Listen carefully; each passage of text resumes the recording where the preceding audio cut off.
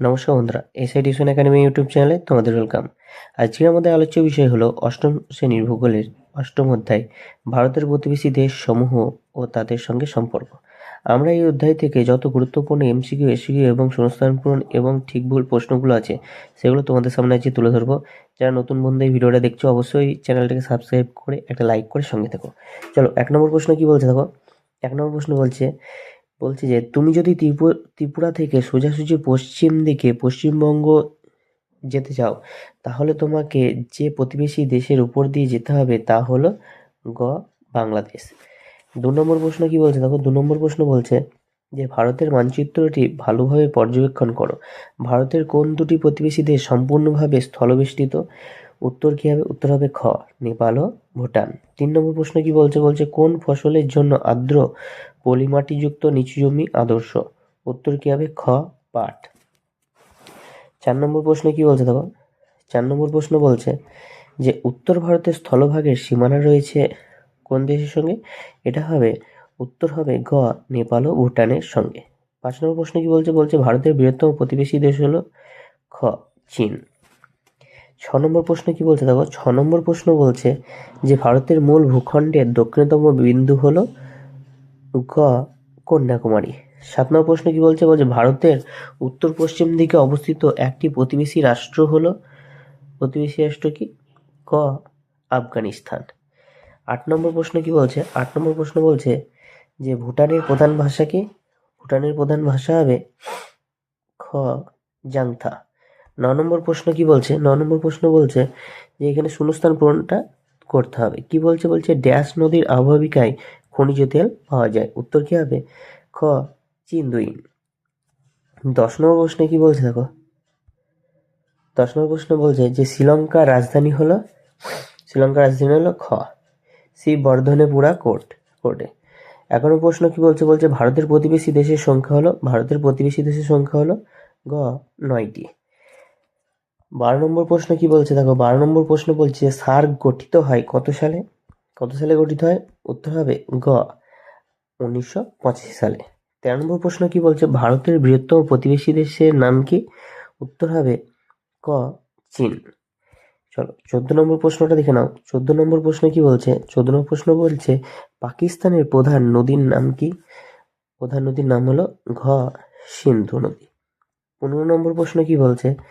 15 প্রশ্ন ভুটানের রাজধানীর নাম হলো গ থিম্পু। 16 নম্বর প্রশ্ন কি বলছে দেখো। শ্রীলঙ্কায় প্রচুর পরিমাণে উৎপন্ন খনিজ ফসল হলো খ কি দারুচিনি। উত্তর কি হবে? দারুচিনি।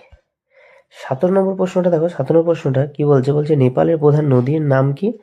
নেপালের প্রধান নদীর নাম হলো খ কালীগণ্ডক। 18 নম্বর প্রশ্ন কি বলছে। 18 নম্বর প্রশ্ন বলছে ভারতের সিকিম ও নেপাল সীমান্তে অবস্থান করছে? উত্তর হবে ক কাঞ্চনজঙ্ঘা। 19 নম্বর প্রশ্ন কি বলছে দেখো। 19 নম্বর প্রশ্ন বলছে যে বজ্রপাতের দেশ বলতে বোঝায় কাকে? গ ভুটানকে। বজ্রপাতের দেশ কোন দেশকে বোঝায়? ভুটানকে।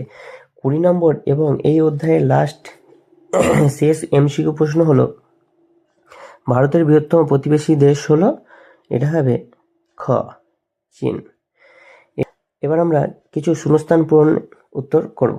দেখো কি বলছে। 1 নম্বর দেখো। 1 নম্বর কি বলছে নেপাল থেকে ভারতের আমদানিকৃত একটি দ্রব্য হলো কি? কাঠ। 2 নম্বর কি বলছে সিল্ক রোড ভারতের ড্যাশ রাজ্যের মধ্য দিয়ে প্রসারিত? এটা উত্তর কি হবে? শূন্যস্থানে কি বসবে? সিকিম। 3 নম্বর শূন্যস্থানটা কি বলছে দেখো। 3 নম্বর প্রশ্ন কি বলছে ভুটানের প্রধান ভাষা হলো জাংথা। এই শূন্যস্থানে কি বসবে? জাংথা। তারপরটা দেখো। 4 নম্বর কি বলছে।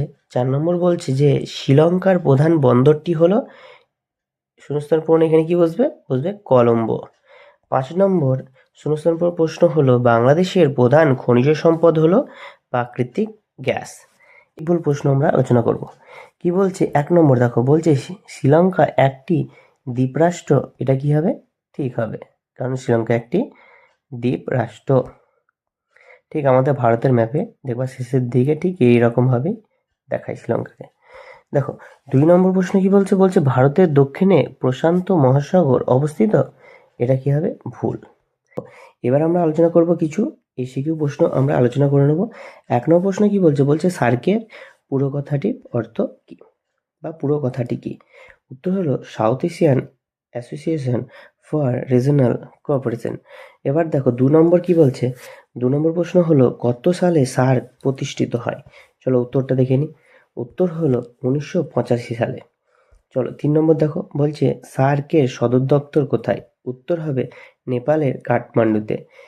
4 নম্বর প্রশ্ন হলো নেপালের উচ্চতম শৃঙ্গ কোনটি? এর আশা করি সবাই জানো, মাউন্ট এভারেস্ট, যার উচ্চতা হলো 8,848 মিটার। 5 নম্বর প্রশ্ন দেখো কি বলছে, নেপালের প্রধান নদী কোনটি? উত্তর হবে কালীগণ্ডক।